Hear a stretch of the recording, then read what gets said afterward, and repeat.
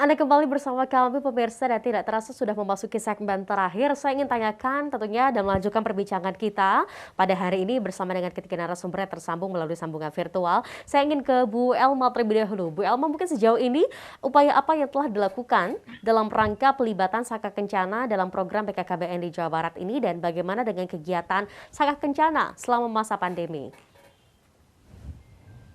Upaya-upaya ya. Jadi memang upaya-upaya yang kami lakukan dengan Saka Kencana ini melalui pramukanya adalah kita terus melakukan komunikasi begitu ya, kemudian juga kita sharing, diantaranya kemarin kita sudah melakukan FGD ya, Focus Discussion Group. Jadi kita lagi mengemas kira-kira di masa pandemi ini apa sih yang harus dilakukan oleh pramuka, karena kan pramuka ini memang trennya itu kan dengan alamnya ya, Ya. alam di luar apa namanya, di luar yang artinya di alam gitu, mereka bermainnya selama ini di alam. Nah, ketika hal-hal itu tidak bisa dilakukan, kemarin kita melakukan diskusi kira-kira apa sih yang harus dikembangkan oleh pramuka. Saya yakin pramuka juga tidak stuck begitu berhenti karena ada pandemi kemudian mereka tidak melakukan apapun, tetapi juga mereka berkreasi dengan peluang-peluang yang ada. Jadi kita memanfaatkan kalau misalnya sekarang di masa pandemi ini memang hanya medsos satu-satunya alat yang paling efektif begitu ya.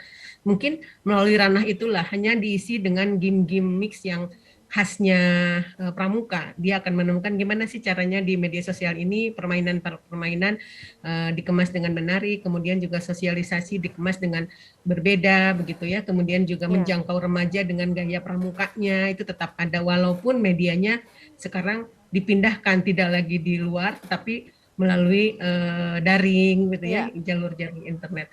Nah, mungkin juga upaya-upaya itu kemudian juga kami tetap melibatkan teman-teman pramuka ini dalam berbagai program yang update khususnya tentang Bangga Kencana, diantaranya adalah melalui bagaimana sih peran Saka Kencana itu dalam amanat dari Pak Presiden begitu ya, terkait penurunan percepatan stunting. Kami juga akan meminta pendapat dari Saka Kencana ini, kira-kira remaja itu harus dibagaimanakan gitu agar mereka menjadi apa namanya, perubah perilaku dari Ya. remaja sehingga mereka nanti tercegah dari kasus-kasus stunting ini, mampu menurunkan angka stunting, mampu menzirokan penambahan jumlah stunting. Mungkin ke sana sih nanti insya Allah ya, karena selama ini alhamdulillah seperti yang disampaikan tadi Kang Sahlim bahwa setiap hari keluarga kita selalu melibatkan ya Kang Sahlim ya, dan selalu memang berprestasi di tingkat nasional. Mudah-mudahan di pandemi ini juga prestasi-prestasi itu tetap diraih walaupun dengan berbagai keterbatasan. Mungkin itu sih Wow. Teh Mas Ayu. Oke, jadi pandemi tidak menghalangi program dan langkah-langkah serta upaya yang dilakukan oleh BKKBN di Ya. sini, khususnya dalam program Saka Kencana di program BKKBN. Nah, saya ingin selanjutnya untuk ke Kak Sahlim. Kak Sahlim, mungkin boleh disampaikan apakah ada pengalaman suka dan duka menjadi bagian dari Saka Kencana di Jawa Barat dan apa sebetulnya harapan dari seorang Kak Sahlim sendiri, karena kan ini benar-benar terjun ya, artinya ke lapangan melihat kondisi yang ada. Silakan Kak Sahlim. Oke, ya baik Kak. Nah, jadi ini saya informasikan dulu kepada seluruhnya buat teman-teman pramuka yang masih belum tergabung dengan Saka Kencana. Tentunya yang pertama kali teman-teman pikir enaknya dulu. Yang pertama kali pikir enaknya. Kenapa? Karena pernah nggak sih teman-teman ikut kegiatan kepramukaan, setiap kegiatannya itu diselenggarakan di tempat-tempat yang mewah seperti halnya di hotel, terus kemudian di villa dan lain sebagainya. Tentu tidak. Nah, di pramuka Saka Kencana khususnya di bawah naungan BKKBN, pramuka juga berhak dan layak mendapatkan fasilitas tersebut. Maka dari itu saya mengalami banyak kegiatan-kegiatan yang sifatnya enak. Kita tidur di hotelnya baik di kelas bintang 4, 5 sampai mungkin full fasilitas, itu semuanya dari Saka Kencana. Nah, ini yang hebatnya Saka Kencana itu bisa melakukan kegiatan di tempat-tempat tersebut. Itu enaknya, cuman yang menjadi tidak enaknya tentu ya tantangan terbesar kita itu. Tantangan terbesar kita itu yang kita hadapi dengan masyarakat langsung. Ya kalau misalkan mungkin tugas dan fungsinya ya kami dari Dewan Saka ya, bahasanya Dewan Saka mungkin mirip-mirip lah sama Teh Linda, Dewan Perwakilan Rakyat, cita-citanya mungkin juga nanti bisa sama seperti halnya Teh Linda. Amin.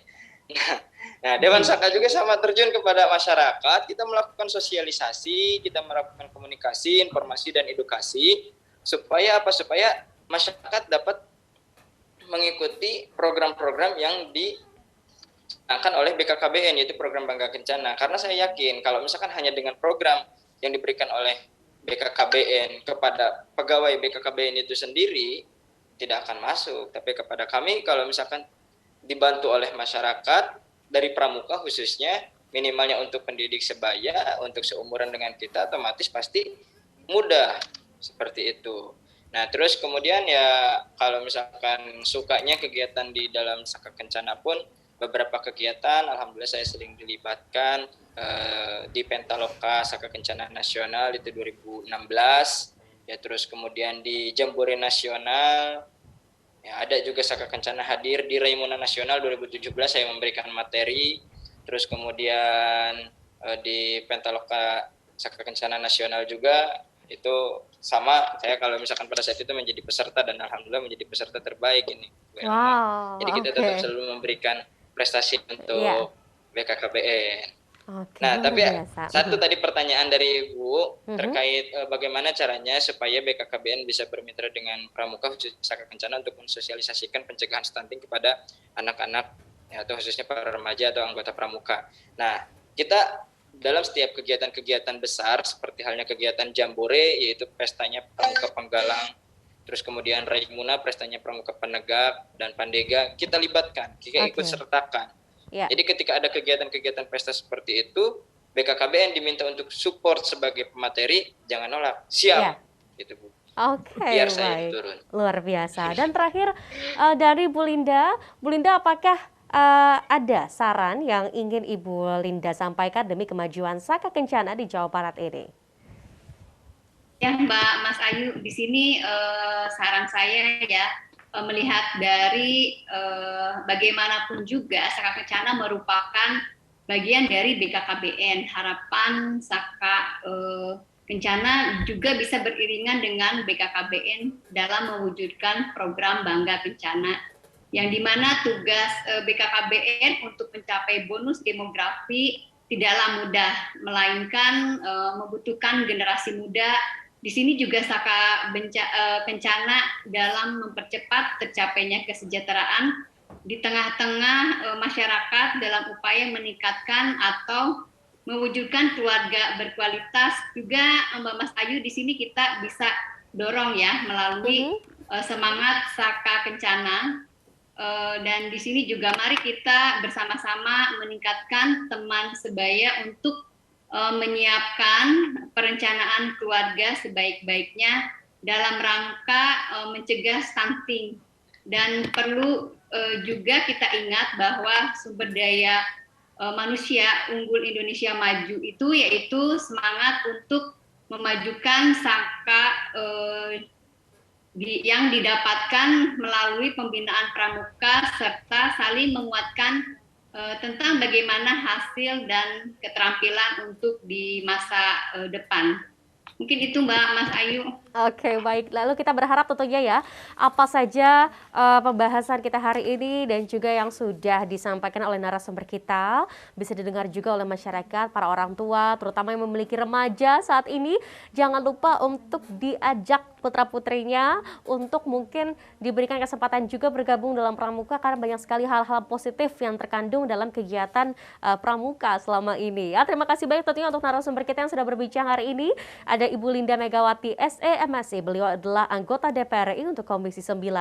Lalu juga Ibu Elma Triulianti Jayuri SPSI MMPSI, Koordinator Bidang KSPK BKKBN Jabar, dan juga Kak Muhammad Sahlim SPD, Ketua Forum Saka Kencana Jabar. Hatur nuhun, terima kasih banyak untuk narasumber kita dan perbincangan tadi, sekaligus menutup perjumpaan kita dalam Anyus Jabar kali ini. Saya Malsur Putri bersama kerabat kerja yang bertugas mengucapkan terima kasih atas perhatian Anda. Selamat melanjutkan aktivitas dan sampai jumpa.